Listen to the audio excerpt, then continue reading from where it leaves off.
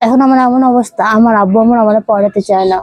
আমি পড়ালেখা করতে চাই দেখে সেদিন আমার আব্বু আম্মু বই ছিঁড়ে ফেলবে পুরা, বলতেছে পড়ার কারণে দরকার। অনেক মারধর করছে আমাকে, এখানে এখানে মেরেছে, তারপর আমাকে মারছে এখানে। আমাকে একটু ধরলে না আমার মানে শরীরে দাগ হয়ে যায়, এই জন্য আমাকে মারে না সহজে। একটু মারলে আমার শরীরে স্পট বসে যায়, এই জন্য মারে না। সেদিন বলতেছে বই ছিঁড়ে ফেলছে, কিসের এত পড়ালেখা, বাপ মা ভিক্ষা করে খায় কেন? আমার মা এই কথাটা বলে যে আমি নুন আনতে পান্তা পড়া, আমার মেয়ে কেন ডাক্তার হবে, এত স্বপ্ন কেন? অন্যান্য মেয়েরা তো কিছু করতেছে, তুমি করতে পারতেছো না। আর এখনকার দিনে হয় কি, আমরা আসলে যদি চিন্তা করি লেখাপড়া করে কি হবে, আমার বাবা মাকে আমি খাওয়াতে পারবো? কয় বছর খাবো, 1 বছর 2 বছর? আমার একটা ভাই থাকতো না, ছোট ভাই, আমি এত কষ্ট করতেছি। আমরা সবাই আজকাল কি করি, বিয়ে হলে শ্বশুর বাড়ির জন্য কত চিন্তা, শাশুড়ির জন্য শাড়ি কিনে, শ্বশুরের জন্য এটা করি, ননদের জন্য ওটা করি, বাবা মার জন্য কিছু করি। আমার মা এখন বলতেছে যে আমি তোমাকে এত কষ্ট করে মানুষ করবো, লাভ কি আমার? বলেন আপনি আপনার মাকে কিছু করতে পারছেন? বাস্তবতা বলেন। আমরা এখনকার দিনে না ওই যে সিনেমা নাটকের মতো, জি বাংলার মতো হয়ে গেছে। যখন একটা মেয়ে বিয়ে হয়ে যায় তখন শাশুড়ি হয়ে যায় মা, শ্বশুর হয়ে যায় বাবা।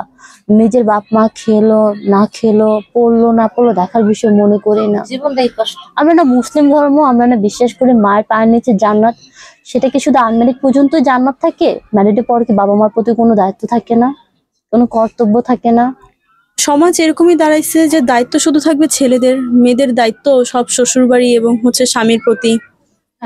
মেয়ে জন্ম দিয়ে ছেলে মানুষ পাপ করে ফেলায়। এই কারণেই তো দেখেন না, মেয়ে হইলেই মানুষের চোখ দিয়ে পানি হয়ে এসে পড়ে, মেয়েদেরকে দেখতে পারে না সমাজে।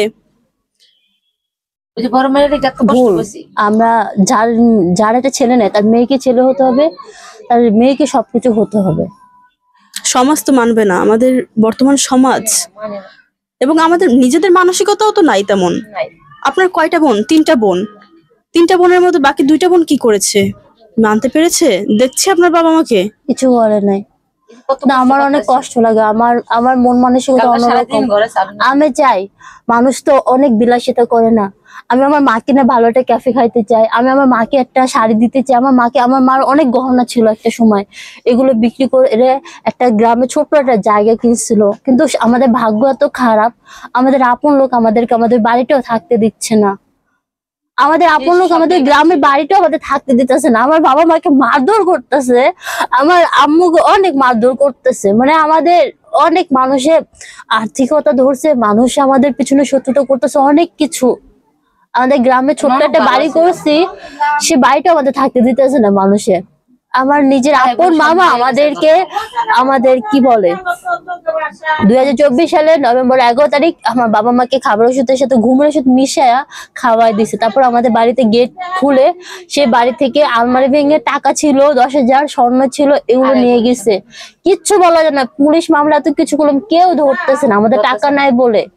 আমাদেরকে এমন ভাবে চুরি করছে যে আমাদের ঘরের সুতা থেকে শুরু করে, বাটি থেকে শুরু করে, জামা কাপড় থেকে, এমন সবকিছু নিচ্ছে আমাদের আপন মানুষ। কিন্তু আমরা কিছু বলতে পারতেছি না। আমার বাবা মাকে মারছে, আমার আম্মুকে গরম পানির সাথে হলুদ মরিচ মিক্স করে আমার আম্মুর শরীরে মারছে, আমার আম্মুর এখানে মারছে, এখানে দাগ ছিল। আমরা কোথাও শান্তি নাই, কোথাও নাই। এই যে আঙ্গুল এখানে মারছে, আরো অনেক দাগ ছিল। এই যে এখানে অনেক, নিজের ভাই দেখে আমরা গাজীপুর এলাকা তো গ্রাম অঞ্চল, ওইখানে পুলিশ বলে যে আপনার ভাই, এই দেখেন কি করছে। আরো অনেক ক্ষত জায়গা আছে। আমার মামা প্ল্যান করছে যে আমাকে 4টা ছেলে দিয়ে কিছু একটা করাবে, ট্রাফে ফেলায় আমার ভাইটাকে না হলে মার্ডার করে ফেলবে।